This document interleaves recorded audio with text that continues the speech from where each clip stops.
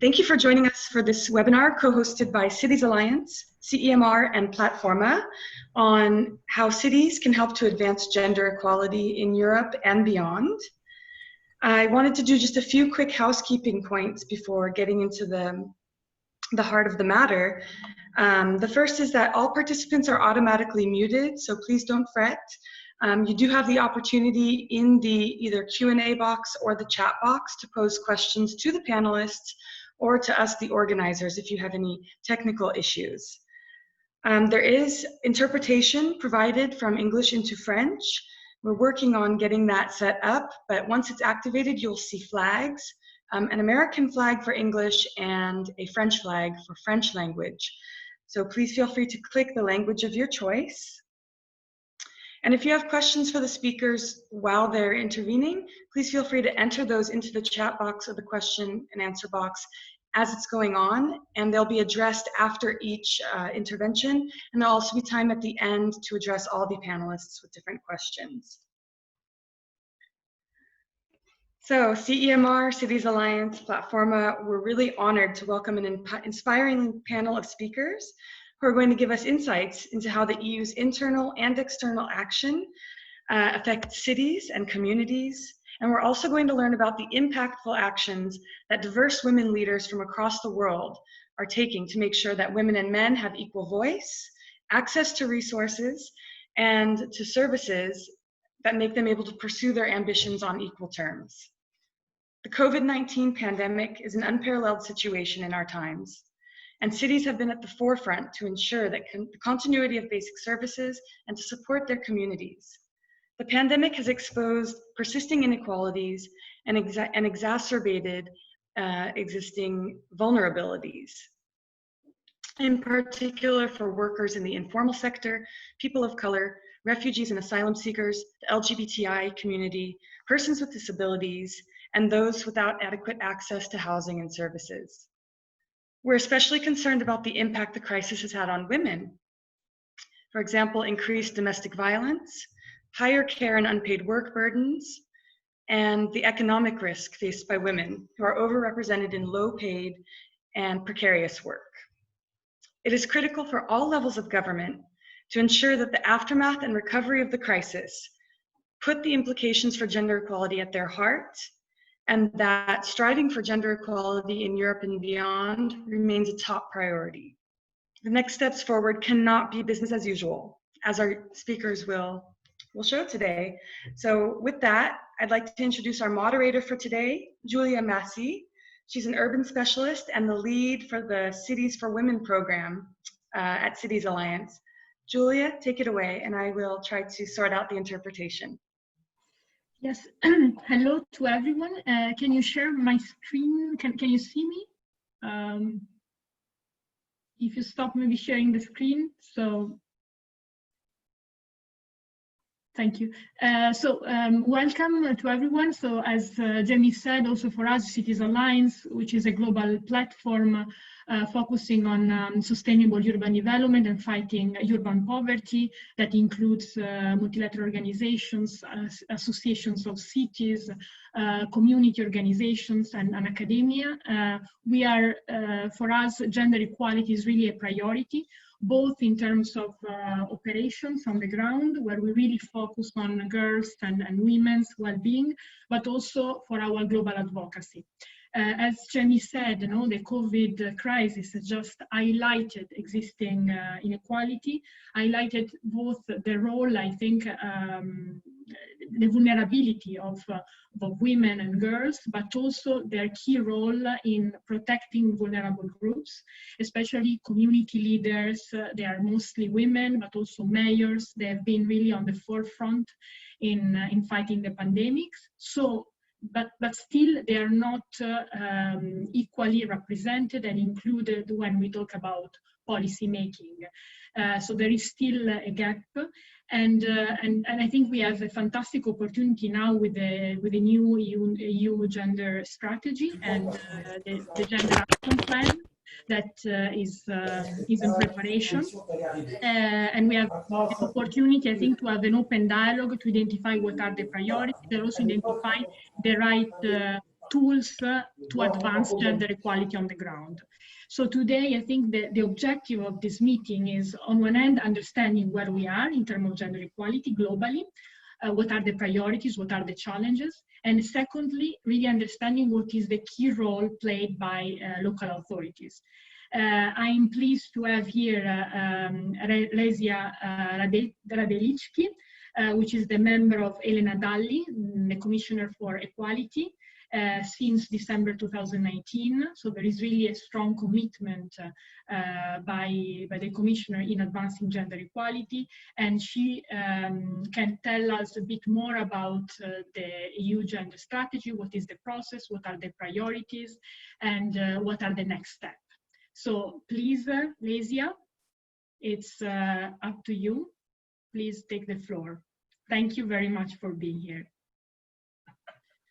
Thank you for giving me the floor, and thank you for inviting me and to be amongst women that are actually working very closely with citizens on different issues of society, but in particular also on gender equality issues.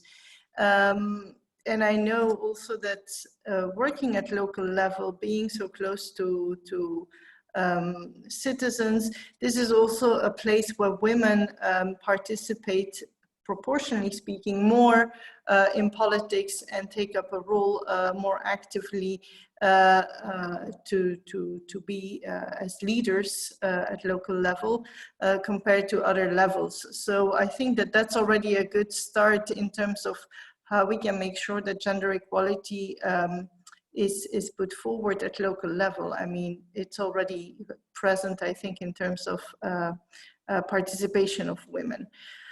Before I go into the gender equality strategy, I will just highlight something that was said in the introduction. Indeed, the pandemic has actually highlighted inequalities that already existed and aggravated them. And as a commission, we took note of that very quickly from the beginning, seeing that women were disproportionately affected. And this on three levels: on the economic level, on the social level, and in terms of violence against women, domestic violence. So in terms of domestic violence, violence against women, we saw that thanks to the work done on the grassroots of civil society organizations, raising awareness with us, saying like, we see that that there is a higher number of calls to all the free service numbers, to the civil society organizations that are still active on the ground, reporting on this issue. So we saw that actually, while everybody was at home and was told that staying at home was safe, the women, children, and people victims of domestic violence, but also because we were all confined and in smaller places 24/7 together, the risk of violence was getting higher. So because of that, the commissioner took action and called ministers around Europe to make sure that we have a gender sensitive response to that, and that we see all the support that is given to women victims of domestic violence, to assure the services would be continuing 24/7 with free helplines and with other measures that can provide services online and offline. Then the other part that we said is like, we saw that women also were disproportionately hit socioeconomically speaking. I mean, we know, and we've heard the sentence before, women have been on the front line in assuring the basic services to keep society running, to provide help and care for people that have been affected by the crisis. And but what we see is that these either sectors are low-paid sectors or with poor working conditions. And if this is not addressed immediately and adequately, this can have really long-term consequences for women's economic empowerment. And then there is the whole aspect of work-life balance, where we see that the whole society has to start working from home at the same time as schooling kids, taking care of household chores. So also that is being put into question, and the role that women had to play in order to balance both, while the division between what work life is doing, or starting and ending, and where private life and responsibilities are starting and finishing, was very blurred. So all this to say that yes, gender equality has become very, or let's say more important than ever before. I mean, it's just been highlighted by this crisis. And so while there is a gender dimension in the crisis, there needs also to be a gender response, gender sensitive response to this crisis in the immediate, but also in the long term. And while we think that we need to reinvent the tools or reinvent the wheel, well, we are saying, well, no, actually we don't need to do that, because just before this pandemic started, the European Commission presented its gender equality strategy. Before going to that, I just would like to say that this gender equality strategy didn't happen out of the blue. This is thanks to the fact that we have seen the President of the Commission, President Ursula von der Leyen, that made equality a priority of her political guidelines. She said it from the very beginning: I want equality to be core in the policies that I will be putting forward, in the priorities that I will be fighting. So she did that by, first of all, appointing a gender balanced college, and it's been the most gender balanced college since the beginning of the Commission. So that's a first step of her commitment. The second step was by saying, okay, I'm going to appoint a commissioner that is solely working on equality issues, and that will be responsible for delivering on equality issues. And so Commissioner Dalli has been mandated with equality issues ranging from gender equality to disabilities to age to LGBTI, to elderly people, and so forth. So that was another very strong act in the commitment of the President of the Commission. And then thirdly, she of course had certain issues she wanted to make sure that we were able to deliver very fast. And one of them was the gender equality strategy. So the gender equality strategy was launched on the 5th of March. And the idea was, okay, we need to make sure that we are ambitious and visionary. That's why the motto of the strategy was, we want a Europe where women and girls in all their diversity can be free, can lead, and can thrive. When we say that we want them to be free, what do we mean? We want them to be free of violence and of gender stereotypes.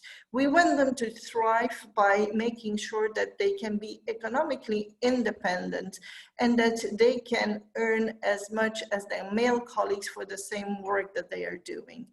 We want them to lead by making sure that they can be leaders in the political sphere, but also in the economic sphere. And so to give some concrete examples in those three parts, let me say that, for example, on how we want women to be free is that we will be working on making sure that the Istanbul Convention is going to be ratified. While we're trying to do that, let me tell you that last week the Commission adopted the Victims' Rights Strategy, and within that Victims' Rights Strategy there is a very strong approach on gender-based violence and violence against women. In terms of thriving, so the economic aspect, we will be working as one of the priorities on combating the gender pay gap. And one of the first things that we will be doing at the end of this year, we will present binding measures on pay transparency. We have just finalized a public consultation with social partners, with member states and with citizens. So we're in the process of going through the data that has been collected. And so at the end of the year, we will be presenting that proposal. I mean, we are aware this is a first step, but it's an important step in terms of combating or closing the pay gap. And then thriving, so the last part is making sure that women can be leaders. I mean, I think that the political one is where that is most appropriate for the work that you're doing at local level, but this is at all levels of the political sphere, but also when it comes to businesses in terms of entrepreneurship and so forth. And there we will be working on the Women on Boards Directive that will also be one of the priorities in the coming presidency. Now, what is different or what is new in this strategy compared to what the Commission has been doing before? Well, one of the first big things that we wanted to assure is that there was coherence between what the EU does in terms of gender equality within the EU and externally, so that there is coherence between those two approaches. And so while we have just launched the gender equality strategy for the EU, at the end of the year for external actions and development issues, there will be the GAP 3 proposal that will be put forward. And so that's looking at gender equality issues in the external sphere. The other novelty was to make sure that there is a strong gender mainstreaming approach. So when we say gender mainstreaming, what we mean is to make sure that gender equality and equality is not just an issue that we work on by ourselves in our silo, not talking to anyone else. No, we want to make sure that all our colleagues across the Commission take this issue on board in their files, in their policies, and vice versa, that we take on board their issues. So if you look at the gender equality strategy, and I can share it in the chat box later on, you can see that we talk about the different policies that are very important at the moment in the Commission. I'm talking about the Green Deal, I'm talking about the digital transition, I'm talking about entrepreneurship, I'm talking about skills agenda, I'm talking about artificial intelligence, I'm talking about the health issues, and so forth. So that's where we've tried to name and connect with all these policies to make sure that it's gender mainstreamed. In the same way, when the commissioners responsible for these different policies propose a policy, we make sure that there is an equality angle in their policies. So as I was saying just before, when the commissioner responsible for the victims' rights strategy was working on this proposal, we were closely working with our colleagues, making sure that there is this gender-based violence approach, but also making sure that hate crime, hate speech, against LGBTI, against people of different races and ethnicity is being addressed. So that's how we try to gender mainstream and equality mainstream in the Commission. What has been done as well to help that is that a task force for equality was set up. This task force sits in the Secretary General of the Commission and make sure that it is in permanent connection with all the DGs across the Commission in order to feed in equality issues from a very early stage of policy making, so that when it comes to a higher level, that the biggest work is already done and there is only some fine-tuning to be done for us.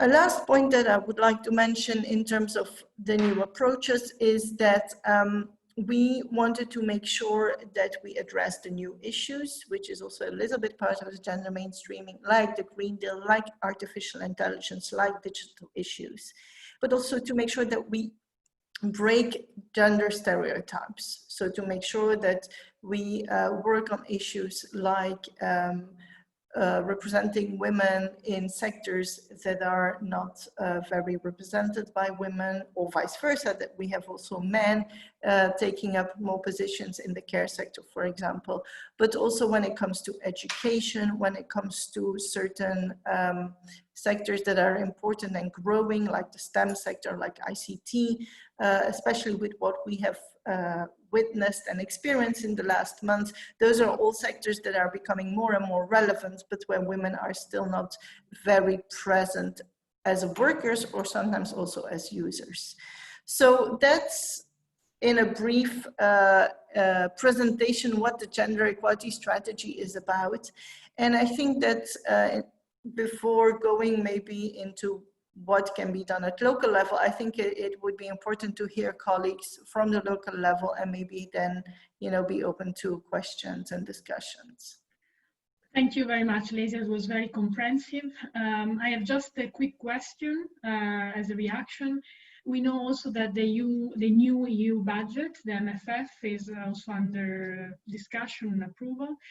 And of course, gender mainstreaming is important to be sure that there is always an angle related to gender in every policy, but how we can also make sure that there is a dedicated budget for that, that we can really prioritize gender equality in the budget, in the resources.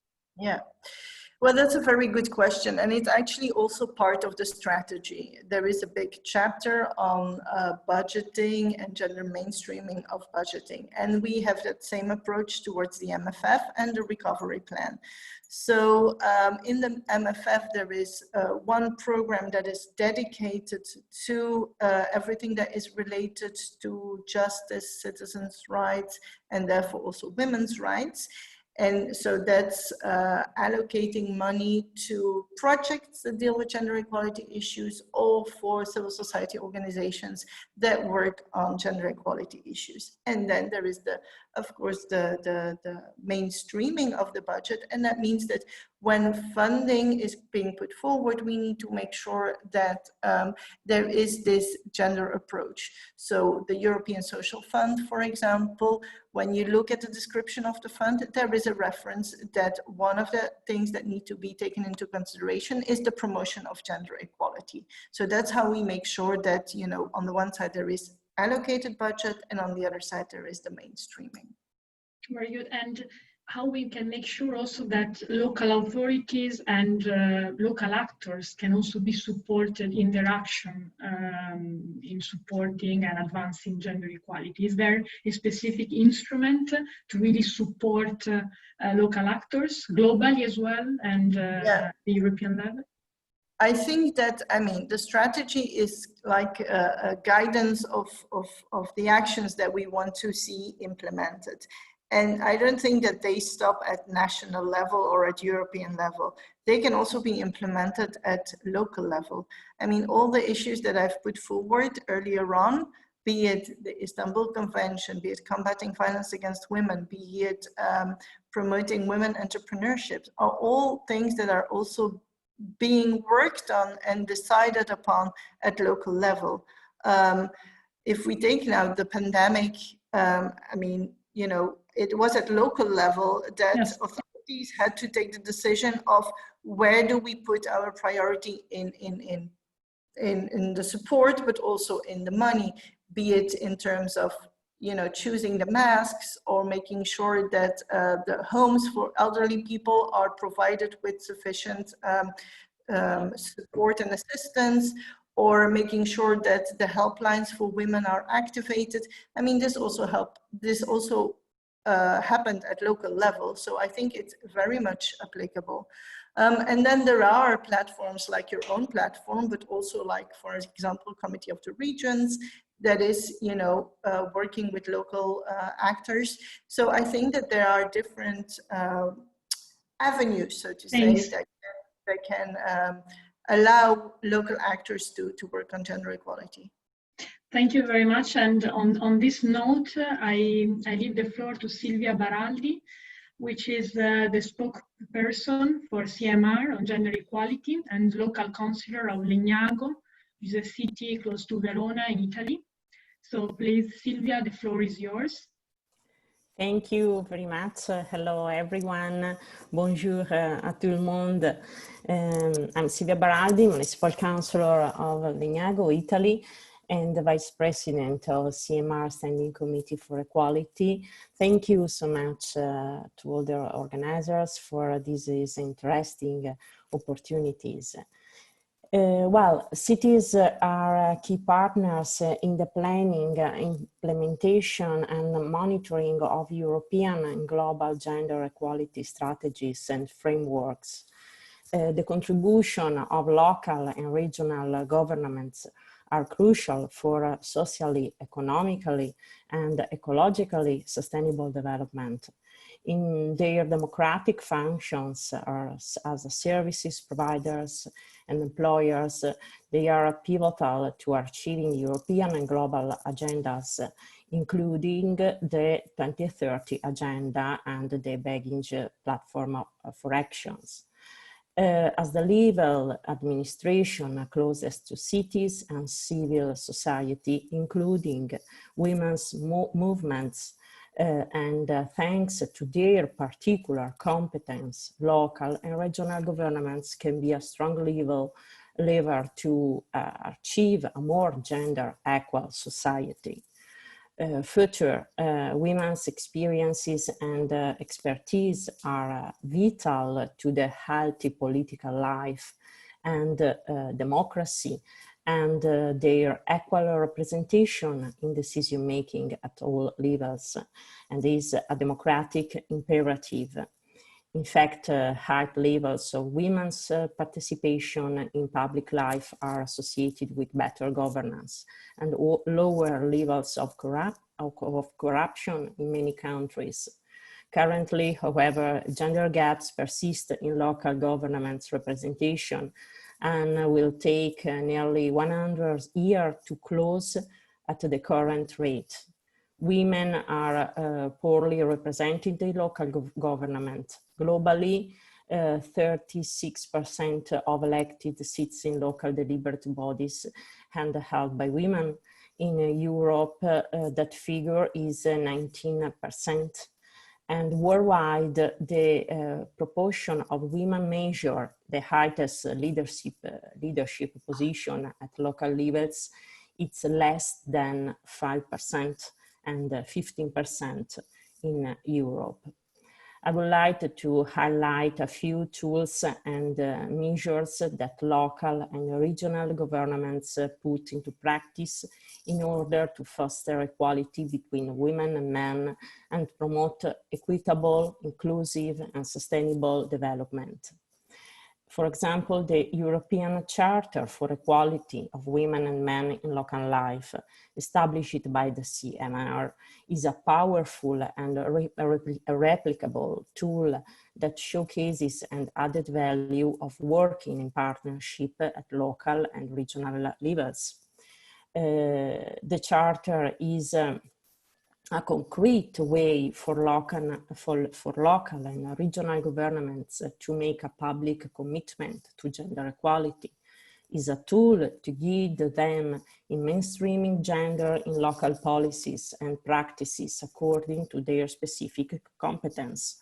It is complemented by an online observatory which offers guidance and inspiration to signatures. Is a scalable example and has already inspired the creation of Euro-Mediterranean Charter for Equality in 2016. And the network of local elected women in Africa is currently in the process of drafting a gender equality charter for local authorities in Africa with the support of CEMR and the PLATFORMA and also UCLG. Decentralized cooperation for development or city to city and region to region development cooperation can contribute to the goals of the Europe Gender Equality Strategy by providing opportunity for peer-to-peer learning, networking, and exchange of best practice examples and experience between the municipalities is very important, or cities and regions of the Europe and partner countries. These year's PLATFORMA Awards recognized the cooperation project between 6 municipalities in the Marrakesh-Safi region and 6 municipalities in the province of Barcelona, which aimed to strengthen local participatory democracy and to promote local policies on gender in Morocco through the creation of a platform for exchange the experience and innovative good practice in terms of citizen participation, equality, and gender. Locally, to speak about Italy, from May 4, we meet many moms and dads who had to return to work. In our opinion, one of the priorities of the municipalities was to address the delicate issue for childcare and support for the female figure overexposed in what they currently recognized as essential services in front line during COVID, health care, supermarkets, or educational settings. In this situation, women and children are the weakest and least talking about links. We cannot think that families and women in particular are left alone until September, when a school will open. We propose to build a project that could embrace the summer month safely, with all the stakeholders starting with the idea of a network and education community. I conclude with the first recommendation, more general, recognize the essential role of local and regional governments as levels of actor and promotion of equality between men and women, based on the current on the content of the European Charter of Equality of Men and Women in Local Life. The second is there are many recommendations to make about the COVID response, but since we have limited time, I'll focus on the most important: to have more women at the decision-making table. We must ensure that women's voices and interests are reflected in the decision-making around the pandemic and the response. For example, in Italy, women are not very present in any high-level decision-making process. Only 4 out of 17 in the Italian government's expert committee for the COVID are women. Thank you very much. Thank you, Silvia. Indeed, I think the representation of women in the decision-making position is key. We have a little poll, just a question for our audience. So please, Jamie, if you can share it. We are basically asking what, according to you, your experience, what is the proportion of women mayors globally? So 25%, 15%, or 5%?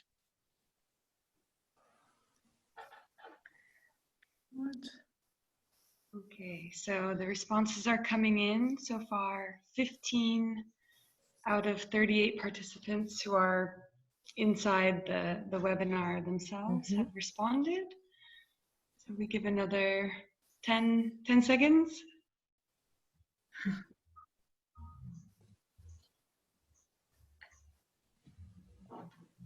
Yeah, I think the majority is, yeah, exactly, you responded correctly.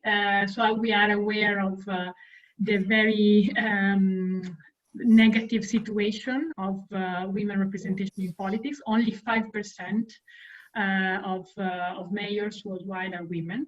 I think we have to start from there. We need to have more women in decision-making positions at local, national, and also global level.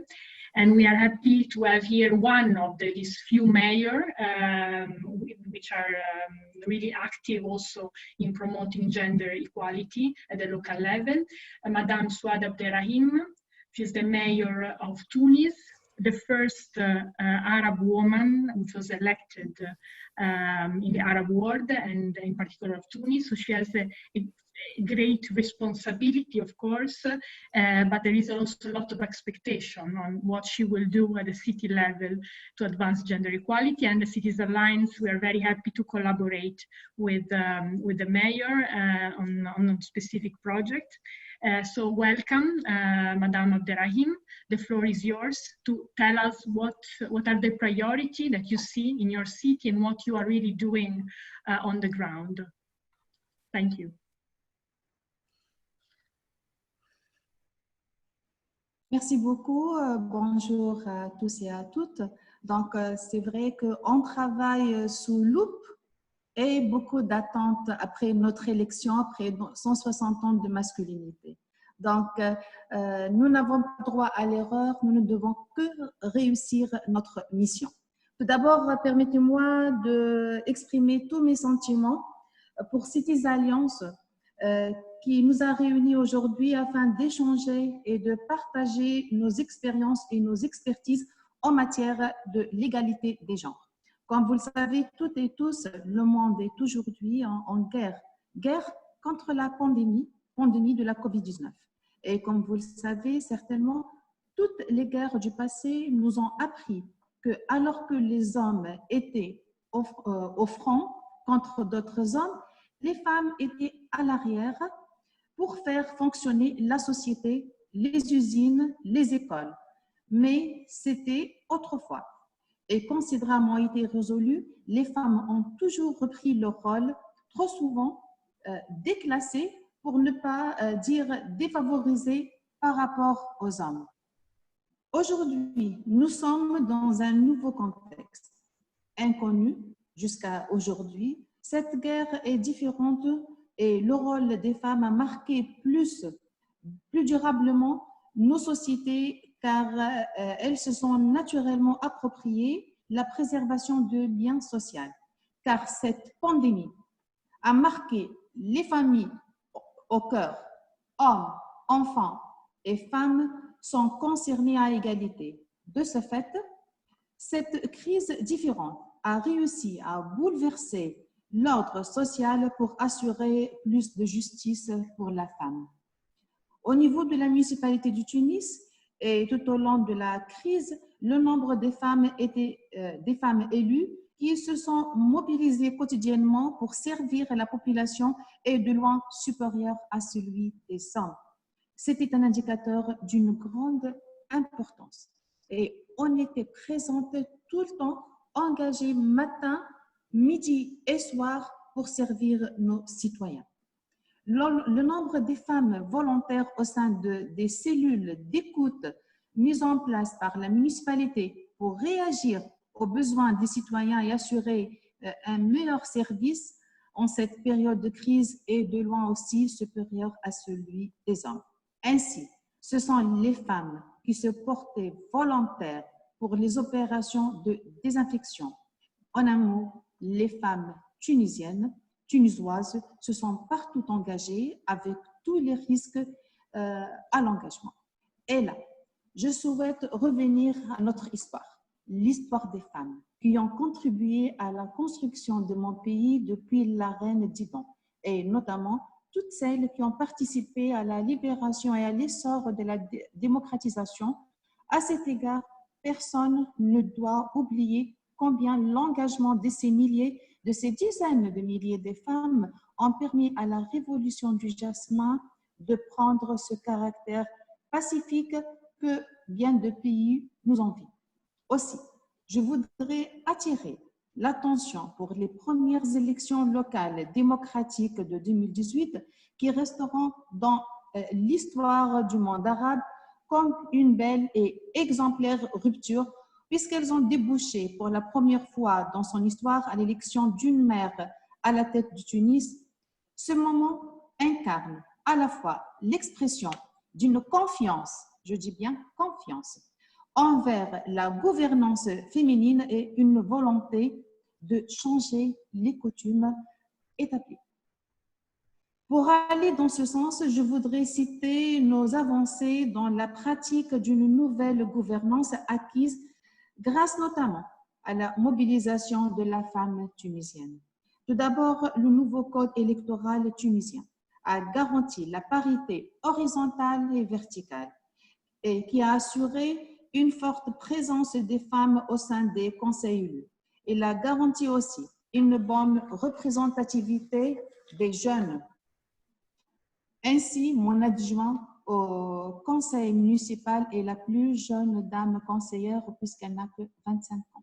Toujours, pour illustrer cette nouvelle gouvernance et en m'appuyant d'une part sur cette stratégie de dialogue et d'acceptation de l'autre et d'autre part sur la réglementation qui m'autorise à nommer librement les maires d'arrondissement, je n'ai nommé que 7 maires d'arrondissement de mon parti pour pouvoir attribuer les autres postes aux différentes représentations politiques tout en veillant à ce que la femme soit fortement présente. Puisqu'elles sont 5 présidentes d'arrondissement sur 15.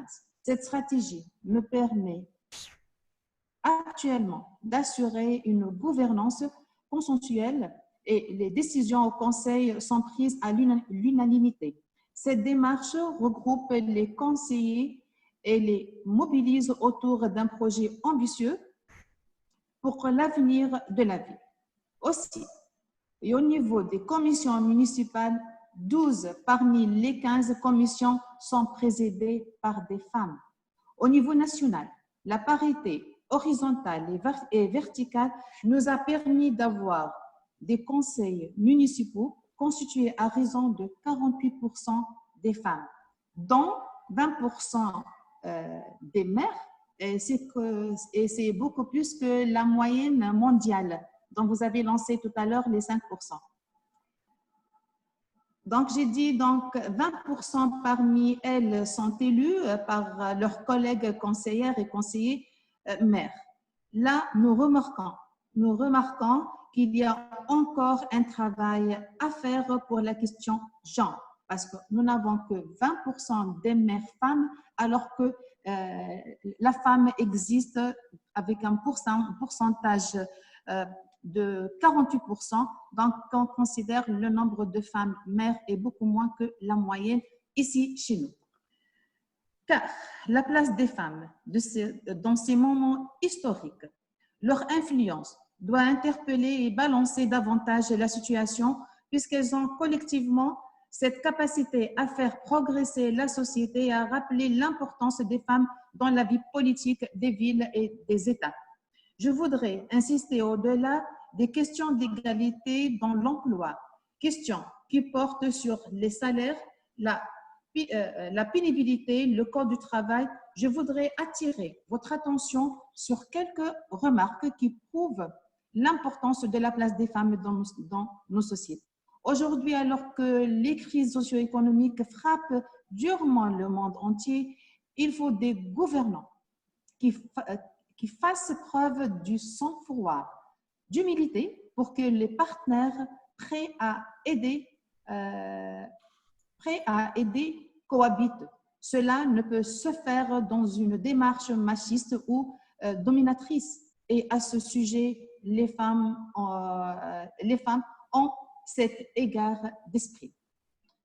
La seconde remarque sur laquelle je souhaiterais attirer votre attention, c'est notre capacité d'agir en faisant concilier vie de femmes et vie politique. Nous faisons profiter la société de notre capacité d'adaptation, d'initiativité dont nous sommes pourvus, une capacité, un pouvoir qui englobe sensibilité, humaniste et pouvoir de synthèse, notre force de savoir relier ces univers.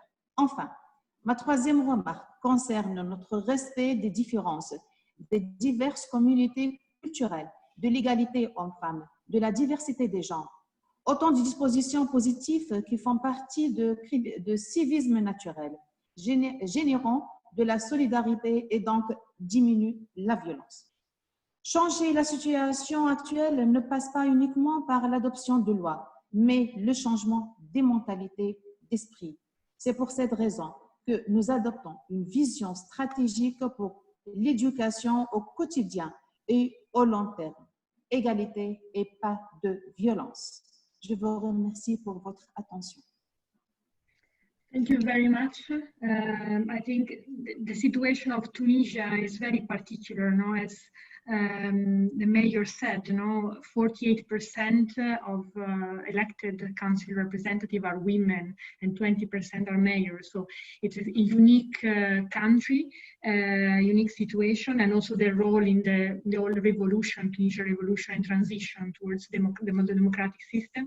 But still there is lot to be done, and as someone also said in the chat, we are in a very particular moment, so we are in a new context. In a way, this whole crisis, the COVID crisis, which is also an economic and social crisis, will push also women backwards, basically. So we really need to have a commitment, have a strong alliance at the local level, but also globally. And here we are also talking to the European Commission to really push and support also the action of the mayors and community leaders on the ground.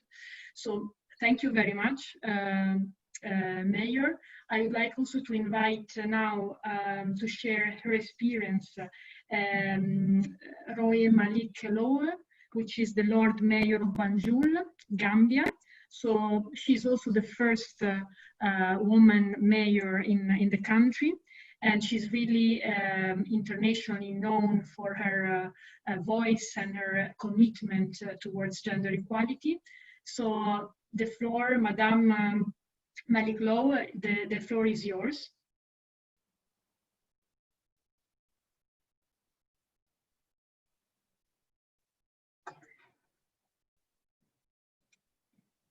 Can you hear us? Yes. Hello? Yeah, hello. Yeah, can you hear me? Yes, very well. Thank you. Welcome. Thank you very much. I said my sincere thanks goes to UCLG, especially to our Secretary General, Emilia Sachs, and her team for inviting me to this noble platform. Good afternoon, Madam Moderator and members of the panel from Banjul. I am delighted to be among the panelists and to speak on the topic, women's political participation in local government, a topic very dear to my heart. Madam Moderator, as the first elected female mayor in the Gambia, and by extension, the city, I am delighted.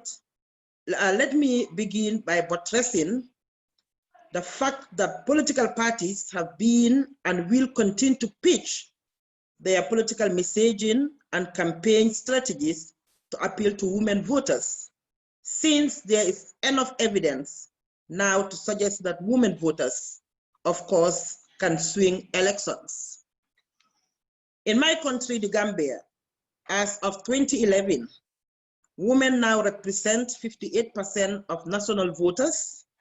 It is indeed worrying to say that their numerical strength is not, however, reflected in the number of women in governance and leadership positions at both national and local level.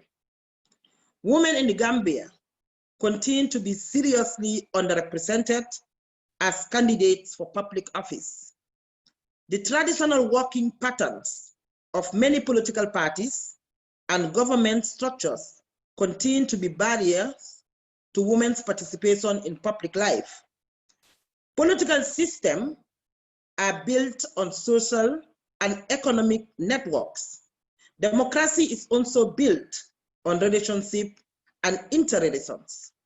Therefore, Madam Moderator, when women and other groups from our community are underrepresented in politics and decision-making, the political system is cut off from some of the networks that it relies on to function well. More women in politics will result in more access to networks of women and women's organizations, more access to the networks that offer solutions for the issue that women say are important. Madam Moderator, electoral and legislative reform may not automatically result in increased representation of women in government. This sounds a cautionary note for women intent on electoral reform. But the lesson is this: if electoral reform is going to benefit women, it must be undertaken with women's equality as a goal. Gender-based analysis must show that there is a good chance that the reform would result in greater representation of women in decision-making. And reform must be streamlined with community efforts to increase women's participation in political processes. Women in politics and in decision-making positions in local government contribute to redefining political priorities, placing new items on the political agenda that reflect and address women's gender-specific concerns, and providing new perspectives on mainstream political issues. Other issues, Madam Moderator, more specific to Gambia, is the active participation and involvement of women in the political process and democratic governance in the Gambia. This campaign took a very positive turn through my elections as the first woman to be elected mayor of the capital city of Banjul. It raised the number of women in local governance to 10 elected councillors, where previously the number was less than 4. But the situation is more challenging for rural women whose active participation in governance, especially in local government, has been likely absent. And if the current situation remains unchecked, Madam Moderator, the status of women with respect to active participation in electoral process and governance will only worsen. On a positive note, as women make headway into local governance, we're exposed to a huge arena of partners to network with. These include Rafela, which is very active now in the Gambia. That is the network of locally elected women in Africa. UCLG, the United Cities of Local Government, UN Women, and other institutions that advocate for gender equality. However, it is also important to mention that the impact of COVID-19 has again undermined the little efforts we have achieved in the empowerment of women in local government, in local politics. Madam Moderator, but it's also important to highlight some of the things that my city is doing for the way forward in the empowerment of women in politics. We have been doing a lot of advocacy with the Rafela chapters, both in the urban and rural areas. We are also collaborating and networking with other groups that are advocating women empowerment. We are also advocating for policies implementation and review of policies, because in the Gambia, we don't have policies problem. Madam Moderator, we have very nice and decent policies for women empowerment in the Gambia, but I can tell you they are all dusted. So the problem that we are having and that we are advocating is the implementation of those policies. We do understand and we are very aware that our traditional barriers and our cultural norms are mostly threatening, what threatens politicians to put those policies mostly under the table. But however, we are trying our best to collaborate by involving our traditional and cultural leaders to help us change the mindset. Moreover, we are also engaging CSOs to help also for the advocacy and the change of mindset. Madam Moderator, I want to rest my case, and once again, thank you very much. Thank you very much, Mayor. I have just a quick question. If we are talking here with also global actor, so if you have to define what are the priority, according to you, in this moment to advance gender equality in your city, in your country, what you'd say, and where do you see a need also for a global support? In which topic? Yeah, in the context of Gambia, I think, and I've been saying this to my UCLG family, that our main problem here, and thanks to also UNDP, they are extremely trying for this advocacy. Our problem is capacity building. Our problem is advocacy, because all this has to do with finances, and we are tied up with, when we talk about finances, we are tied up, and the national budget is not really helping in women empowerment. So, and this we do understand, even though we don't want to accept that. But the problem we are having is to try to get funds so that we can aggressively go out to make these advocacies and sensitization. So I will urge our international partners, at least in the context of Gambia, to help us with funds so that we can go out aggressively force to make a vigorous sensitization and advocacy for people to understand the Constitution, especially the Local Government Act. Is very, very important for the women to understand. That will also trigger them and encourage them more to come and join local politics. We have Rafaela here. Rafaela is doing extremely, extremely well, but the only partner that is helping us at this moment is, of course, UNDP.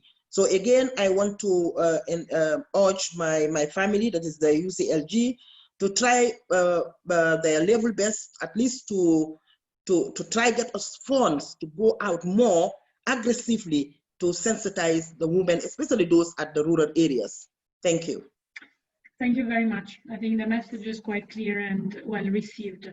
You also mentioned the role of civic society organizations, and I think it's really good that you are collaborating with them, because as we also saw in our work, these organizations, or even informal network, are playing a vital role in supporting women and girls in advancing gender equality. So we go to the last part of our session, and we invited two representatives of the activist and the community organization world. I would like to invite first Alicia Wallace, which is the director of Equality Bahamas, to share her view on the current status of gender equality and what we need to prioritize. Thank you, Alicia. Thank you, Julia. Right now, we are sitting in a very critical moment, being 5 years after the adoption of the Sustainable Development Goals, or the SDGs, at the United Nations, which took place in September of 2015. We are 25 years after the Beijing Declaration, and we are sitting in the midst of a global crisis that is COVID-19. In the Bahamas specifically, we are also still reeling from the effects of a climate disaster, having experienced Hurricane Dorian, which displaced thousands of people from the islands of Abaco and Grand Bahama. And now we're at the beginning of another hurricane season and just not knowing what to expect. And it's really a moment for change. It's a moment to harness the energy that we have, whether that's fear or frustration or a new realization of the disproportionate effects of these kinds of circumstances on people who are already vulnerable. And I found it as an advocate important to be able to highlight those gaps and disproportionate effects, but not only use that for conversation, but take that to a different place and be able to be more proactive. So as a steering committee member of the Feminist Alliance for Rights, also known as FAR, I was really happy to see that the group of us was willing to work together on a statement of feminist policy that we would use and encourage other people all over the world to use to advocate for feminist policies specifically on COVID-19, recognizing that governments would be taking some rather drastic approaches to protecting public health, and that would lead to the restrictions of people reducing civil liberties, and making sure that these actions that were being taken that are quite necessary to protect public health would not further disadvantage people, especially women and LGBT people and people who are experiencing poverty. So for that reason, we worked on this policy, which you can find at tiny.cc/feminist statement. And as we wrote this policy, we thought about, what are the things that we already know? What are the things that we can anticipate? Because we were looking at this before governments really started to shut down. So we started thinking, who is already struggling? Who is likely to be further disadvantaged by the mechanisms that are put in place? How can we safeguard against those? Who do we need to take action? What support systems will be needed? And how do we compel governments to respond to all these things, all the answers to these questions? And we, in our statement, focused on 9 key areas, which were food security, healthcare, economic inequality, social inequality, water and sanitation, violence against women and domestic violence, access to information, and abuse of power. And I'm really glad that we took this approach. We made the document really easy to read so that advocates, citizens, policymakers, everyone could understand it. And it really came home for me as an advocate watching the news and seeing what was happening as a result of these restrictions that were put in place because of COVID-19. So for example, we saw that there seemed to be an increase in domestic violence. Crisis hotlines were receiving more phone calls. And so this was evidence, and we were calling on the government, there's something, you have to do something about this. If we have a curfew at 9 p.m., we understand there's a reason for that, but what are women supposed to do if they're experiencing violence in the home after 9 o'clock? What are they supposed to do? Is there a specific hotline for them to call after these hours? Is there a branch of the police that's specifically trained to deal with domestic violence? Are there people who are prepared to show up at the door and take these women to a location where they would be safe? What if safe houses stop taking people in because of the virus and trying to contain the spread? These are some of the things that we have to think about. It was also very clear that abuse of power is a major issue. And there's a lot of conversation happening right now around Black Lives Matter and in the US talking about the need to defund or abolish police because police are not equipped to do all of the work that we're telling them to do. And this became very, very clear over the last 3 months as we saw unhoused people or homeless people being arrested, being jailed, and then taken to court where they would either get jail time or a fine because they were out during curfew. They were not at home. But what are you supposed to do if you don't have a home? Beyond that, people who were living in low income areas also experiencing that, going to court and being fined or put in jail for trying to access a public water pump because they don't have running water in their homes. So these are some of the things that we have to think about. These are some of the things that we did think about as far. This is something that I took from Equality Bahamas, and we sent it to our Attorney General, we sent it to the Office of the Prime Minister, to the Minister of Social Services, and to the Department of Gender and Family Affairs. We were not surprised when we didn't get a response from any of these offices for a month. I think it was about a month later that we finally heard from the Department of Gender and Family Affairs, and that came from really publicizing that we had reached out to these government agencies and not heard anything. And that kind of pressure, I think that applied some pressure. And so we did get some contact, and we were already over a month into the crisis when we finally got to have that conversation with the team at the Department of Gender. And it was a little bit frustrating because it felt too late, but we had to think about moving forward and trying to build that relationship with the department and thinking more about the importance of implementing feminist policy over the long run. Yes, it's important during the COVID-19 crisis, but this is something that we need to look at over the long run and think about what is the use of different departments and different agencies? What are the police good for? What are social workers good for? When should we call which actors to step in to ensure that people are kept safe, their dignity is intact, and we're responding appropriately to crises and not causing people more stress and strife than they're already experiencing in their everyday lives. So I know that we are short on time and I want to make sure that we have time for questions, so I'll stop there. Thank you very much, Alicia. Can you clarify what is, according to you, a feminist policy? How do you define a feminist policy? Yes, so I looked at the EU strategy and saw that I think on one of the first pages, it mentioned leaving no one behind. And so part of our definition is making sure that no one's left behind by any policy. And that means thinking about the most vulnerable people, starting with them, starting with where they are and centering them to ensure that any policy that's made does not cause them any harm, but actually helps them. So it's basically leaving no one behind. So focusing on the most marginalized, Yes. and trying also to connect different form of inequality, I suppose, no? So economic, social, gender, racial inequality.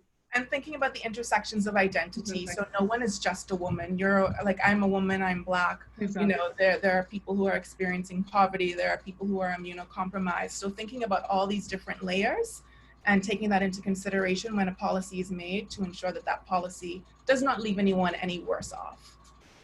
Thank you very much, Alicia.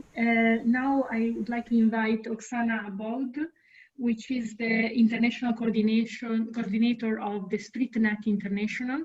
She will give us, she will continue basically what Alicia was saying, and she will focus on the role of women in an informal sector. So what is the specific role they are playing and what are the specific vulnerabilities that we need to consider? Thank you, Oksana. The floor is yours. Thank you very much, Julia. It's an honor to be here, and thanks a lot for providing us this space to be heard, to deliver our message, the message from one of the most vulnerable categories of workers and marginalized, especially women. So I would like to ask your colleague to share screen, or should I do it? Because I prepared some short presentation. She will. Okay. So first of all, I would like to quickly brief you about what is StreetNet International actually, because we got this message that we need to popularize our mission more in order to be more visible, but also for people to understand what we are about and what we are doing. Actually, StreetNet International is a global alliance of membership-based organizations which are uniting particularly street market vendors, hawkers, cross-border traders who are also migrants around the globe. So currently, next slide, please. Currently, we have actually in StreetNet more than 690,000 members from 54 countries who are united in 58 affiliated organizations. So in StreetNet, we have actually very solid women-oriented constitution, which serves as the guidelines because majority of our sector are women, and we are mainly dealing with sector of commerce, and particularly this is majority are women of reproductive age, as well as men, but also we have youth, elderly or retired people who are actually going to work after even they retire because of circumstances. And the main activity of our constituency, of our members, is of course selling food, household goods, clothing, shoes, all the necessary goods and products, whatever it is needed as basic needs. Next slide, please. Okay, so just in terms of our mission, yeah, we exist to provide solidarity and support and promote also the exchange of information and ideas on very critical issues which are facing by street and market vendors and hawkers, and on practical organizing and advocacy strategies. Okay. Yeah, just to go back maybe outside of the framework of our organization, but just to provide you with some more global statistics overview. As per ILO, as far as I remember, 2018, 61% of all workers globally are engaged in informal economy, and 44% of urban workers are engaged in informal economy. It's actually quite significant numbers, and which give us clear understanding what we really should focus on which form of employment and how to move further. And in developing countries or in global south, as we used to call, is 90% of all workers are engaged in informal economy. 80% of urban workers are informal economy workers. So this actually a good overview of statistics to give you some food for thought also, how we are moving and where we are in 21st century. So what we are going to do with all of these figures, especially now when we got this pandemic crisis. Okay, next slide, please. I think I'll turn it on. Okay, yeah, when we actually deal with informal economy workers, so we also define that there is very negative perception or bad attitude and stigma towards this particular vulnerable category of workers. Economic and urban planners, including public or citizens, they always used to see informal economy workers as some nuances, and they have also very bad attitude towards their activities and see them as a problem or challenge when they see them in the street, for example.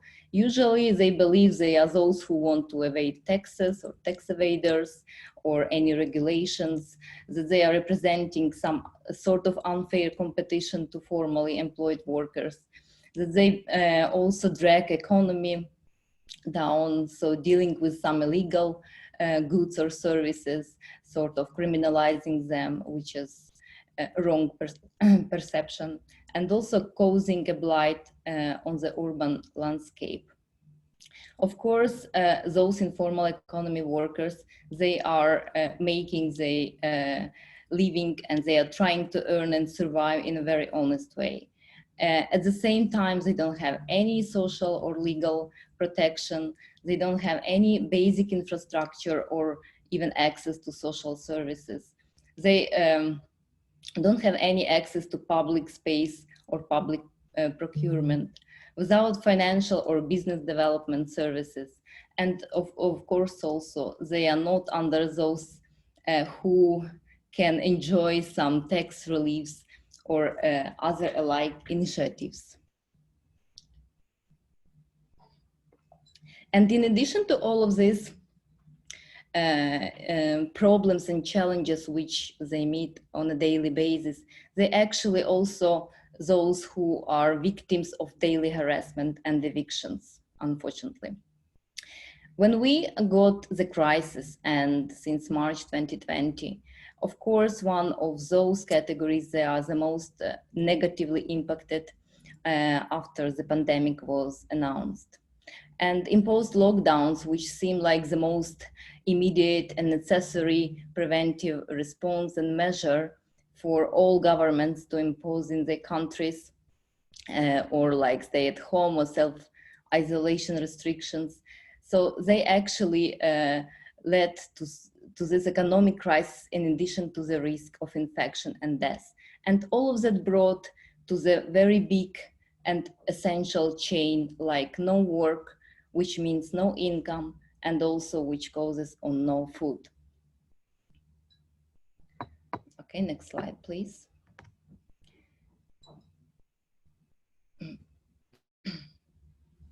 Yeah, if we are continuing to talk about negative impact on of COVID on street and market vendors particularly, of course, first of all, it's negative economic impact, because in most of the cases, the daily bread or food depends on daily income.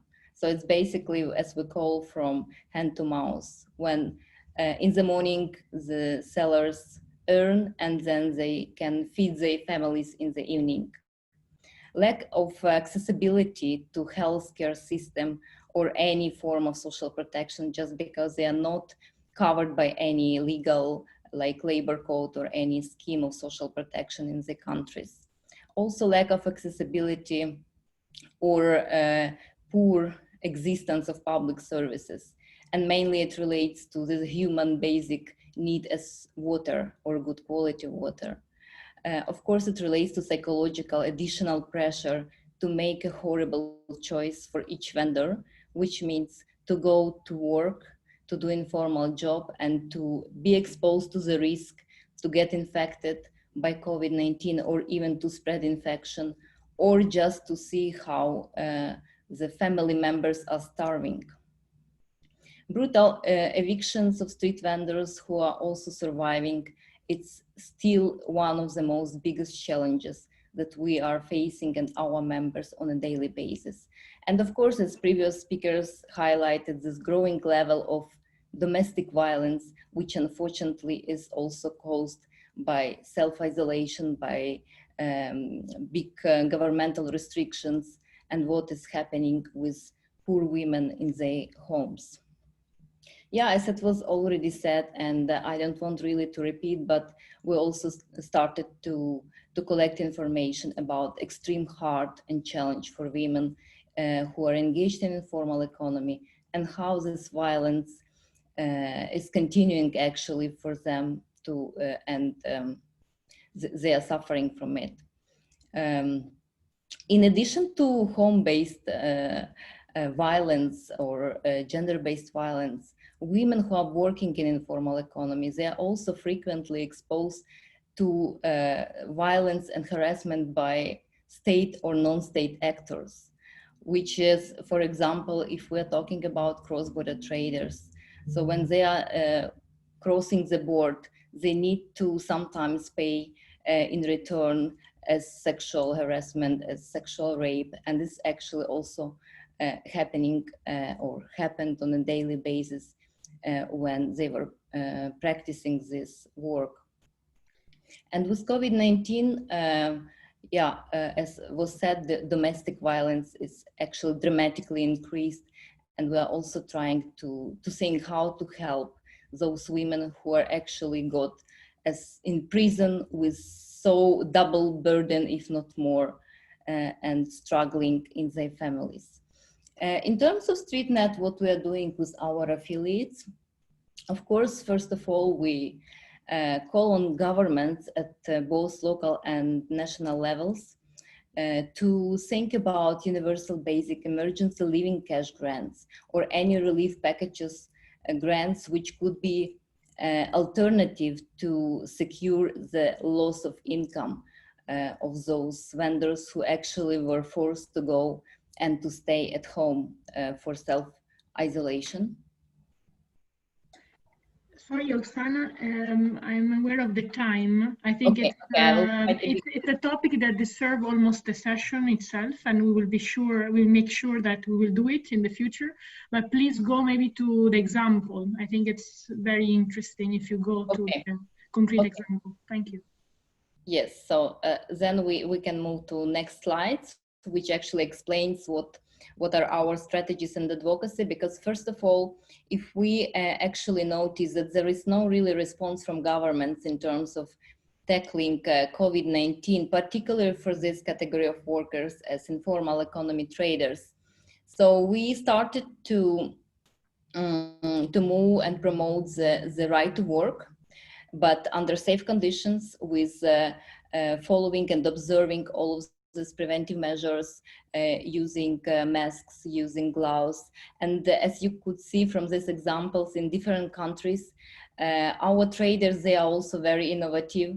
They're very creative. So they started to create and to follow the guidelines. At the same time, they continue to work at least to get the minimum basic income in order to survive. So actually what is crucial here, no one is waiting for being served or being granted of something. So we are also always pushing our affiliated organization, encourage them to approach the government, especially at local levels, to consolidate the efforts and to provide practical, realistic solutions, what can be done jointly when efforts are consolidated. So when we collect information among our affiliates throughout the countries, so we share this information as a best practices from other countries. And we actually had also experience when it was online dialogue, I would say, with the Ministry of Internal from late Liberia, we actually shared the experience, how it is going on in terms of tackling COVID-19, particularly in response to informal traders. So it's actually very good mediation or facilitation role of those membership-based organizations at grassroots level who could serve as ambassadors to either disseminate food relief packages or to build capacity and raise awareness among people, among society and communities, how to prevent and mitigate the risks of being infected or spread infections. And of course, nothing for us is without us, is our principle, because we believe that everything what is decided for us should be decided by us. And we are always using bottom-up approach to provide the most needs, how we see the situation, how we see the solution of any challenge or problem, especially in this crisis, when we feel all actions should be consolidated and solidarity should be built and unity. And when we have strong voice, so we can move and advocate for well-being for all. And as it was said before, feminism policy also shows that even if we have some wrong understanding, but still feminism means to take care of all, because we should ensure that no one is left behind. And this is also one of the principles that we are promoting and we are stick to. Okay, I think I will finish now because lack of time. Thank you. I think it was very interesting, and also the actions that you show. As I said, we should do maybe follow up really on the question of informality, I think, and the role of women played there.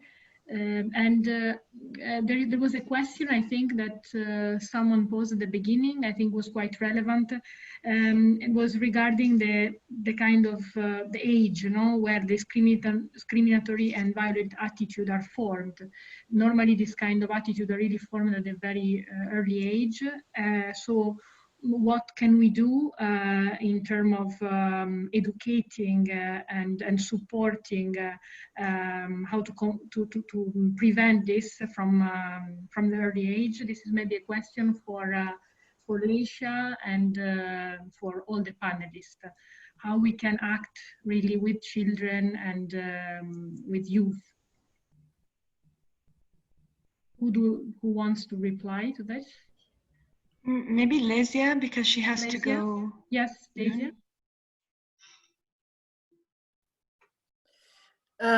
So the question on how to act with young. Yes. Well, there's two things that I would like to answer to that. First of all, in terms of gender equality and the approach of girls, I mean, there obviously everything that we are pushing for, we try to make sure that gender equality approach is done from an early age. So in education, by combating gender stereotypes, and we'll be doing a big campaign around that in the coming years. So that's one thing, encouraging young women or girls and young women into fields that are maybe not women dominated, like I said earlier on, STEM, ICT, artificial intelligence, and so forth. We've talked earlier on about the care sector, that is a very female dominated sector. That's true in particular at the lower scale of the care sector. If you look at the higher end of the care sector, meaning in managerial position, decision-making position, those are still very male dominated. So we need to make sure that we encourage women also to raise in those in this sector. So that's one thing. And then another thing, and that's part of the gender mainstreaming approach that I was talking about. The Commission is working on, upskilling, reskilling, youth programs, and so forth. And there we're working closely with the Commissioner that has the responsibility of that, and making sure that there is a gender aspect, a gender perspective in those programs and these policy proposals. So that's very briefly on what can be done. Thank you, Alicia. We are almost at the end of the webinar. There is one point, and I think it's quite interesting, about the feminist policy that was mentioned before. And one of the attendees basically is saying that the Leave No One Behind is part of the UN SDG slogan and flagship program. So she's basically saying that feminist policy should be really, should challenge the structure, the economic, social, religious, and ethnic structure of our society, our governance. So to go a bit beyond the just leave no one behind, but be more going really at the basic of our government and structure. What do you think about this? Maybe. Yeah, you, and then... No, I thought you wanted me to answer. Yes, answer, yeah. No, I mean, the feminist policy approach in foreign policy, I mean, is also, that's what I was saying before, like in our approach in the gender equality strategy, that's where we try to have coherence with what we are saying and doing within the EU, that it makes sense also outside the EU and vice versa, so that it's coherent and not that we're trying to say something else outside and not doing it inside. So that's one thing. And so making sure that when we talk about even defense policy, security policies, foreign policy, neighborhood policies, that there is always a gender aspect, and that we look at gender balanced approach also when we talk about peacekeeping policy, to make sure that, you know, women are equally represented in discussions, in representation, and so forth. So that's, yeah, that's what I wanted to say. So sorry if I cut off someone. No, maybe Alicia, do you want to reply to that? I think it's very relevant to your intervention.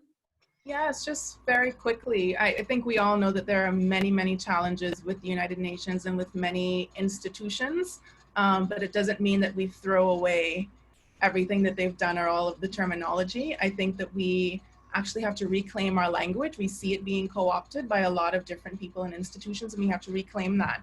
The same thing has happened with feminism. People are denouncing feminism left and right, but it's up to us to actually define and redefine. I have no challenge to the expansion of the definition that's been provided by the person in the chat. I think that's absolutely correct.